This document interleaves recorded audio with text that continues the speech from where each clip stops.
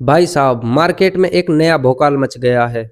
एक तरफ है लेजेंडरी एक्टर मनोज वाजपेयी और दूसरी तरफ खड़ा है पूरा हिंदू समाज हाथ में फरसा लेकर। क्या नेटफ्लिक्स ने जानबूझकर आग में घी डाला है या फिर ये सिर्फ एक क्रिएटिव फ्रीडम का मामला है? सोशल मीडिया से लेकर कोर्ट कचहरी तक हर जगह बस एक ही नाम का रोला है, घूसखोर पंडित। क्या ये फिल्म रिलीज हो पाएगी या फिर मेकर्स को जेल की हवा खानी पड़ेगी? और सबसे बड़ा सवाल, क्या मनोज वाजपेयी को आखिरकार इस विवाद पर झुकना पड़ा? जी हाँ, आपने सही सुना। अगर आप भी कंफ्यूज हैं कि आखिर ये पूरा लोचा क्या है, तो सीट बेल्ट बांध लीजिए, क्योंकि आज हम इस पूरे लफड़े का एकदम रॉ और रियल एनालिसिस करेंगे। घूसखोर पंडित के नाम से शुरू हुई कंट्रोवर्सी और मनोज वाजपेयी ने मांगी माफी। सच क्या है और मार्केटिंग स्टंट क्या है, सब दूध का दूध और पानी का पानी हो जाएगा। तो भाई साहब, बात ऐसी है कि नेटफ्लिक्स पर एक फिल्म आने वाली थी जिसका नाम है घूसखोर पंडित। इसमें लीड रोल में अपने फैमिली मैन यानी मनोज वाजपेयी और उनके साथ है नुसरत भरूचा और साकिब सलीम। कहानी एक करप्ट पुलिस ऑफिसर की है जिसका सरनेम पंडित है। फिल्म की स्टोरी एक रात की घटना पर टिकी है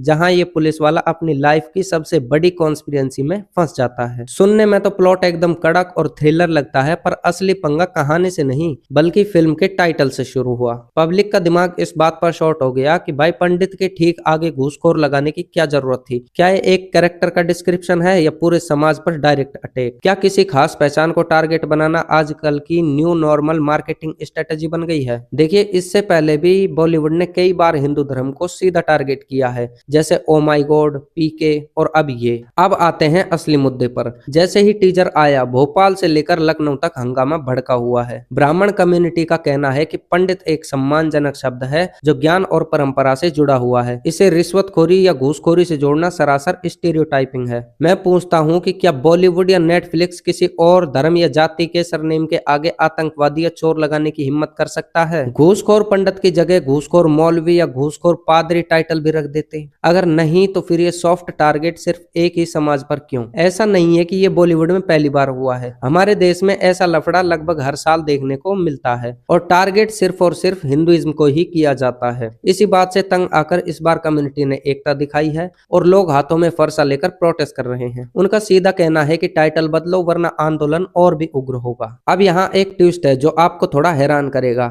इस फिल्म के एक्टर, डायरेक्टर और प्रोड्यूसर सभी उसी समाज से आते हैं जिस समाज ने बवाल काटा है। कुछ लोग इसे डिफेंड कर रहे हैं कि भाई जब बनाने वाला ही पंडित है तो वो अपनी ही बेइज्जती क्यों करेगा, वो तो बस एक कैरेक्टर दिखा रहा है। लेकिन क्रिटिक्स का कहना है कि ये सब टीआरपी और व्यूज बटोरने का एक चीप स्टंट है। आज के डिजिटल जमाने में कंट्रोवर्सी ही सबसे बड़ी करेंसी है। एक विवादित नाम रखो, फ्री की पब्लिसिटी पाओ और लोग खुद ब खुद फिल्म देखने आएंगे। इसे कहते हैं नेगेटिव मार्केटिंग का मास्टर स्ट्रोक। पर सवाल वही है, क्रिएटिव फ्रीडम की लक्ष्मण रेखा कहाँ है? क्या किसी की पहचान या आइडेंटिटी को गाली बनाना एक आर्ट है या फिर मेकर्स ने इस बार सच में लाइन क्रॉस कर दी? और इसी बहस के बीच आया एक बड़ा मोड़ जब खुद मनोज वाजपेयी ने चुप्पी तोड़ी है और अपने इंस्टाग्राम पर उन्होंने ट्रेलर को डिलीट करते हुए एक स्टोरी में बताया कि वो आम जनता की भावनाओं को ठेस पहुंचाना नहीं चाहते थे। उन्होंने साफ साफ कहा है कि उनकी मंशा किसी भी समुदाय को अपमानित करने की नहीं थी और अगर जाने अनजाने में ऐसा हुआ तो वो इसके लिए माफी चाहते हैं। एक लेजेंडरी एक्टर का इस तरह से झुक जाना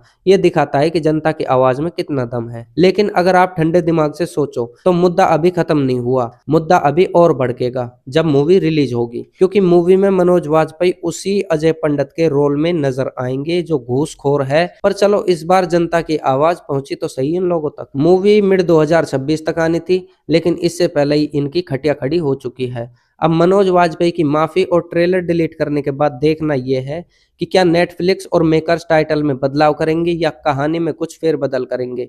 क्या ये पूरा विवाद यहीं शांत हो जाएगा या फिर अभी भी कोई और ट्विस्ट बाकी है? इस पूरे घटनाक्रम ने एक बार फिर यह सवाल खड़ा कर दिया है कि कला और अभिव्यक्ति की आजादी की सीमा क्या है और क्या हर क्रिएटिव लिबर्टी पब्लिक सेंटिमेंट्स की कीमत पर होनी चाहिए? आपकी क्या राय है? क्या ये टाइटल सच में अपमानजनक था और माफी सही कदम है या लोग फालतू में अफेंड हो रहे हैं? क्या बॉलीवुड को ऐसी मार्केटिंग स्ट्रेटेजी अपनानी चाहिए? नीचे कमेंट्स में अपनी राय जरूर दें। मिलते हैं अगली बार और करते हैं कुछ धमाकेदार। सब्सक्राइब कर लो और अपने फिल्मी दोस्तों के साथ शेयर कर दो। Thank you. जय हिंद, वंदे मातरम।